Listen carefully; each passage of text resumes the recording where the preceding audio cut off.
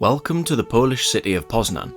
Perhaps a city you may be less familiar with than the likes of Warsaw or Krakow, but equally full of colour, beautiful architecture and of course history. So come along and join me as I explore the city, showing you things to do and see, with hopefully some interesting stories and history along the way.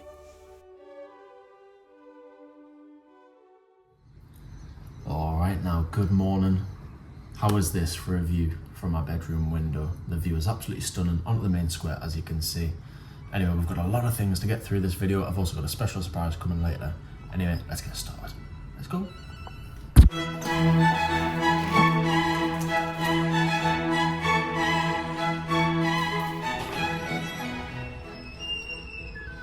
Alright, and here we are in Poznan Old Town Square. It's certainly not bad on first impression, is it? It looks absolutely stunning. This is me seeing it for the first time as well, the same as you probably. So anyway, let's have a little wander over that way and see what we can find. So pretty much straight away, it seems like we're met by the most iconic view in all of Poznan. It really is charming, isn't it? So just behind me here, we've got what would have been just like little wooden stalls, you know, back in the Middle Ages, say the 13th or the 14th century, I believe. And then going into the 15th and 16th century, the houses would have been built and the arcades on the bottom were built, so you would have had like little shops on the bottom where people would have sold all sorts of things and then lived up above. But you probably would have had the poorer merchants in these ones, and then the ones on the front of the square, you probably would have had the richer merchants in those. But yeah, it's absolutely gorgeous, isn't it? It's lovely. Now I've got to say, it was a massive struggle getting up this morning. I am absolutely shattered. If you can't tell, you probably can. But being able to wake up nice and early and see all of this just while there's nobody here is really quite special. And also, I forgot to mention, it has all just been very recently renovated. I don't know how long it took, but all of this, you know, has all been getting done up. The place was pretty much a building site for God knows how long, and just in the past couple of weeks it's all gone and it's all new. All of this on the floor looks new. I don't know if these statues have been rejuvenated. If you know, let me know in the comments. But also, there's a lovely little clock just there. We've got a surprise coming later on. I'm going to keep it a secret, but keep your eyes out later on. We're going to be back here. We've got a nice little surprise on our way. Anyway, let's continue the adventure. I'm going to stop my rambling as always. I really couldn't help but gaze up at the wonderful colours and decor on the front of the buildings, getting lost in their archaic yet timeless charm. And the town hall was equally stunning, embellished with a lovely green and accompanied by Latin inscriptions, cute decorations, and surprisingly, the faces of icons from ancient Greece and Rome. Accompanying the view is also one of 4 fountains around the square. This one depicts the Roman goddess Proserpina being abducted by Pluto, the god of the underworld. And this fountain is actually a little more special than the other 3, as it is the only remaining original from the 18th century, perhaps why it is the only one with a fence around it. Anyway, it was lovely to wander through the arcade of the narrow merchant houses too, and perhaps wonder what it may have been like all those years ago. And for those of you who have curious eyes, you may notice that the end house still bears some sort of emblem, perhaps a family crest from the original owner. Just round the corner, I get a glimpse of one of the castles we'll be seeing soon, but my wandering is cut short when all of a sudden it starts pouring down. So I go back to seek refuge in my room, which was also a great excuse to rest and carry on exploring once the midday sunshine arrives.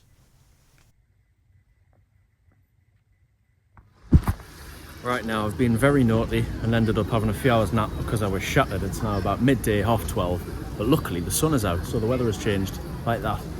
But yeah, I mean, I've already shown you, and I've shown you in all the other Polish cities, but the old towns are just, you know, magnificent. Those ones are a little bit boring. But some of the ones over here, the detail, you know, and sort of the decoration on the buildings, really beautiful. And then there seems to be a fountain in each corner of the square. I don't know what all that's about. I don't know if there's any history or anything interesting there. I think one of them's Neptune, so I don't know if they're kind of named after gods or something like that.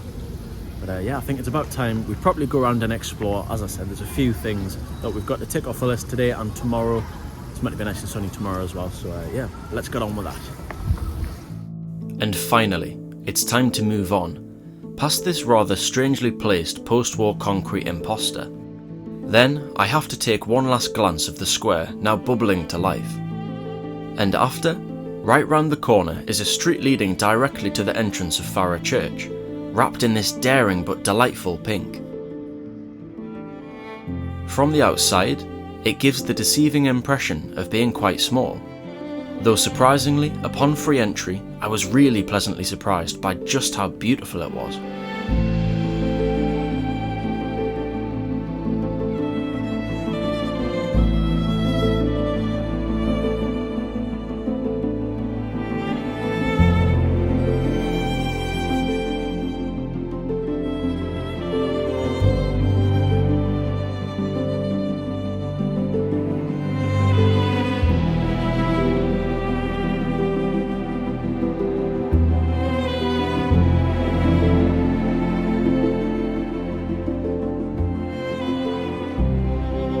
Moving on from Farrar Church now, around a 10-minute walk I actually stumble upon a much smaller Franciscan church, which is also free entry and well worth taking a look inside.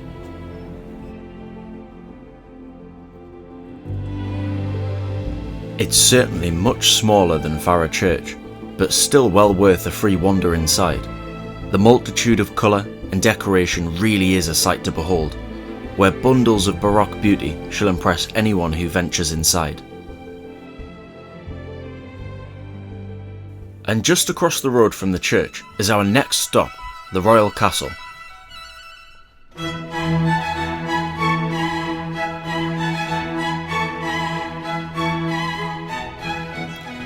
After paying about £4 to enter, honestly I was too tired to pretend I cared about pretentious artwork, so I head on up in the lift towards the best view in the city. At the top there's a cool map of what I'm assuming is the medieval city, then I'm a little underwhelmed that the viewpoint is spoilt by somewhat dirty glass on the windows. Then I realised I'm just being an idiot, and the actual viewpoint was just a little further up the stairs.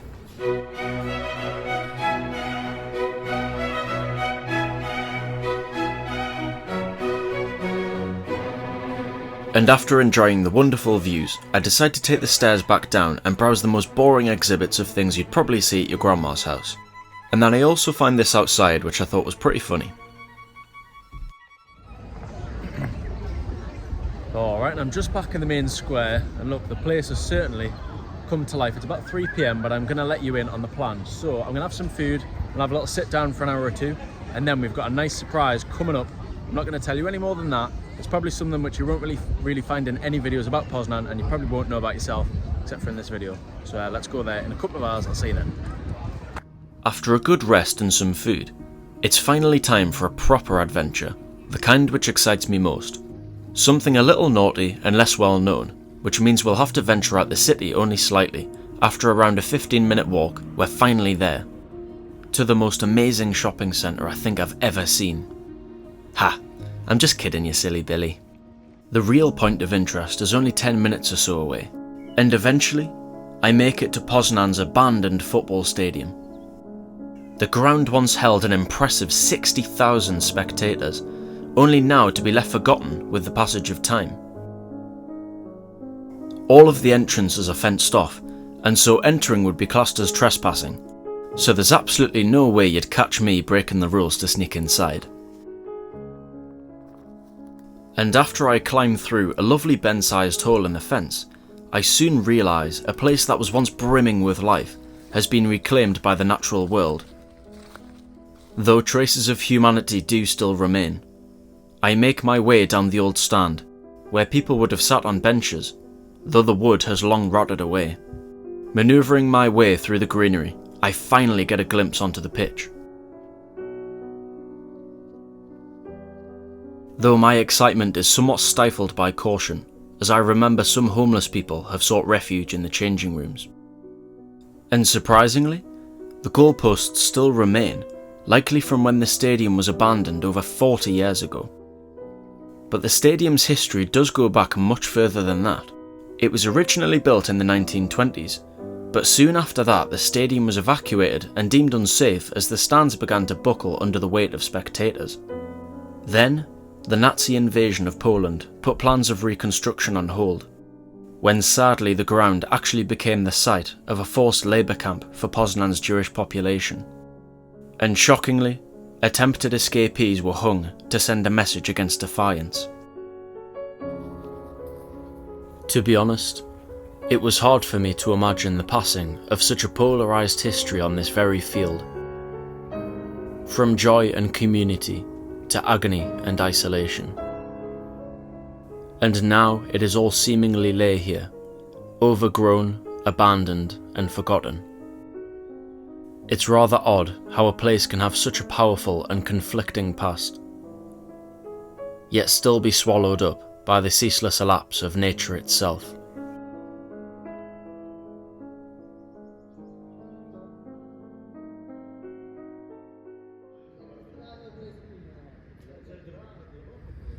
Alright, now good morning people, it is day 2, we're back in the Old Town Square and I've got something to tell you because I was meant to have a little surprise right here in the Old Town Square yesterday, but didn't quite go to plan, so let me just let you in on that. So basically, on the clock tower, on the Old Town Hall, there was 2 little goats, and at 12 o'clock they come out and they butt heads. Now there's a nice little myth which goes along with that. So there's something like, I think it was when the Old Town Hall was built, or when the clock was built anyway. Basically, there was a big feast, and they were all going to have venison. Now, the young kitchen hand burnt the deer. So what ended up happening is he was panicking. He ran out, trying to find 2 goats. Now, he brought the 2 goats into the kitchen. Now, the goats weren't silly. They knew what was going on. So the 2 goats ran all the way up to the top of the tower and started butting heads in front of everyone. Now, fortunately for the young kitchen hand, I think it was the mare found the funny side, so luckily got away with it. But that's kind of how the whole story, the 2 goats butting heads, started off. But unfortunately it's broken at the minute, so we won't get to see it. But anyway, let's carry on. Day 2 begins with an early sunny Sunday stroll while the city still rests. It really was delightful. With clear skies, all the greenery lit up and the birds were singing. Making my way over to Cathedral Island, wandering until I stumbled across Poznan's Cathedral, which, believe it or not, is the oldest cathedral in Poland. So it comes as no surprise. It certainly has a more aged aura than the other churches we visited yesterday.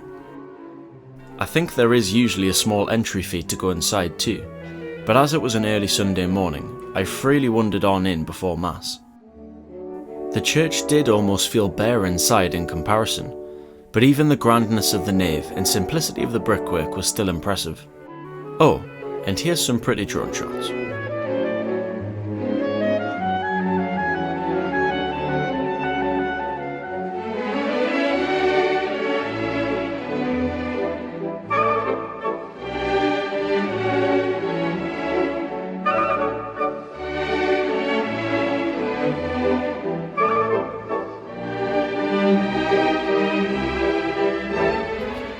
And just another 5 minutes from the cathedral is a really cool mural that's also well worth seeing.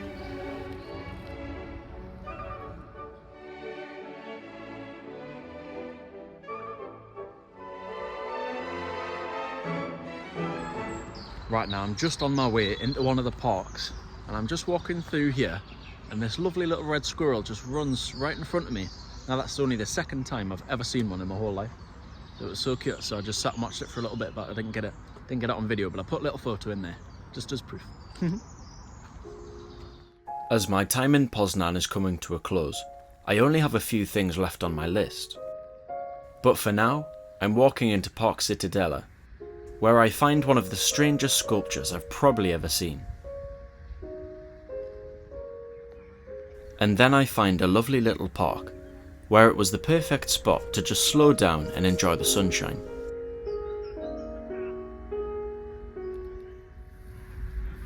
Oh, tell you what, it's a lovely little spot this, but I think gate crashed the local park run. There's like hundreds of people running through the park, but it's a beautiful little spot, you know, if you want to get a break away from the city.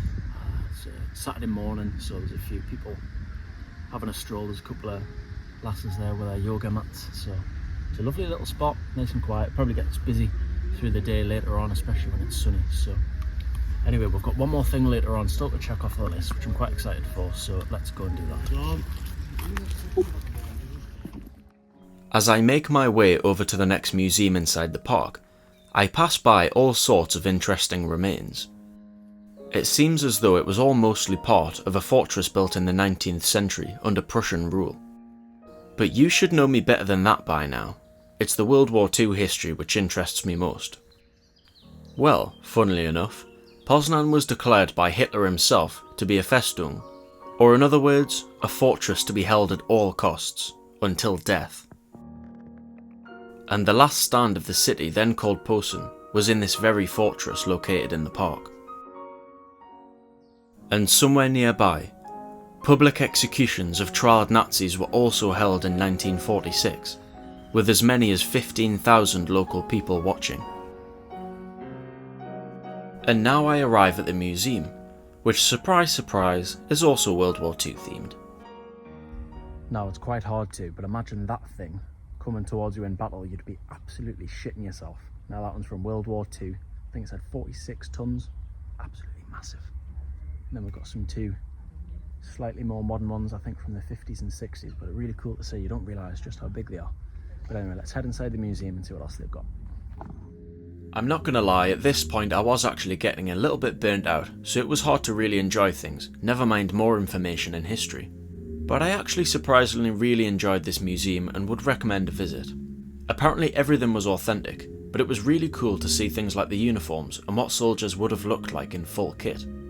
This weapon also caught my attention, an adapted rifle for trench warfare, which I've never seen before. I also could not believe the size of these anti-tank rifles, which were probably longer than me, although that's not that difficult. Then heading outside into the sunshine were plenty of cool things, like helicopters, vehicles, tanks and planes. Though there was also a funny tribute paid to Wojtek the Bear, who was actually a corporal in a Polish army unit in World War II. And just before we leave, make sure you don't stand on top of the tanks. That's how you usually get shot. Right, now this morning I told you that the mechanical clock with the goats is broken. Take a look at this. All these people, alright, hundreds and hundreds, nearly 1,000 people stood there with their phones out looking at the goats, and there's a sign there saying it doesn't work. How funny is that? Wankers. Anyway, see you later. Pardon my French. And actually, that sounds quite fitting for our final thing to do. Right, it's croissant time, or should I say croissant? Please excuse my French again. Anyway, just in the main square is a cool museum which shows you how the special and local delicacy, the St. Martin's croissant, is made. I was a bit sceptical, but the experience was actually really engaging, interactive and pretty funny. So I'd say it's well worth adding to your checklist. Alright, so here we are back on the windowsill with a lovely view. Try not to fall to my death. But anyway, the tour was pretty enjoyable. Here we have got the famous St. Martin's croissant, so it's only fair I think I have a little bite.